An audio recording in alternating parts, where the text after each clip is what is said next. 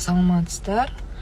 Қалайсыздар? Магнум деген нені көріп жатырмын, тиктоктан жарып жатыр. Магнум дегенде негізі жұмыс жасағам өзім 5 жыл кассир болып. Магнумның ішін внутренний программасы бар өзінің. Сені сөйлетпейді, сенің ойыңды тыңдамайды. Одан кейін ең төмен, ең мизерный айлыққа кірен қазақтарды отырғызып қойған.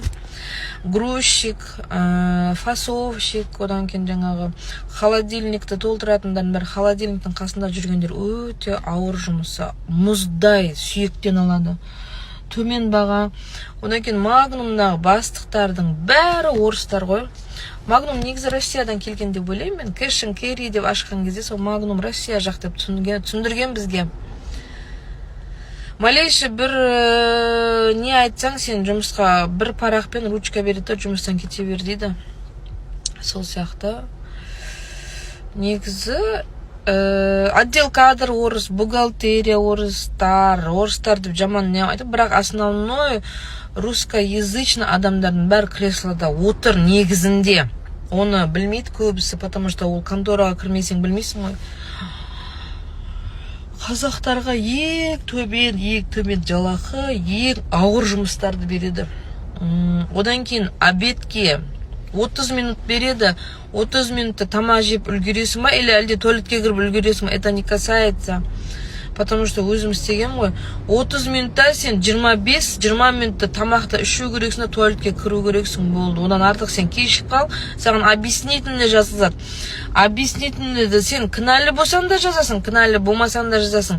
Хочешь, не хочешь, саған объяснительный жазғыза береді, сондай. Одан кейін обедте тамақ берілгеннің өзінің уақыты 30 минут. 30 минутта сен шындап келгенде өлді деген 1 сағат болу керек. Негізінде осы нәрсені қолға алайық та. Мен ояқта жұмыс жасамаймын қазір, мен жеке өзім.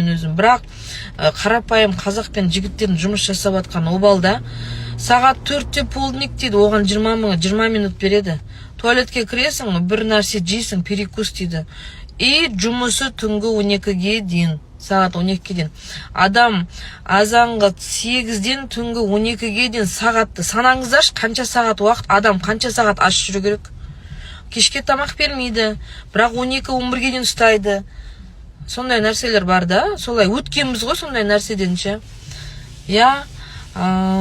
Бір нәрсе дұрыс емес, или осындай деп айтсаң, қолыңа ручкамен парақ береді, увольнение дейді, или объяснительный дейді.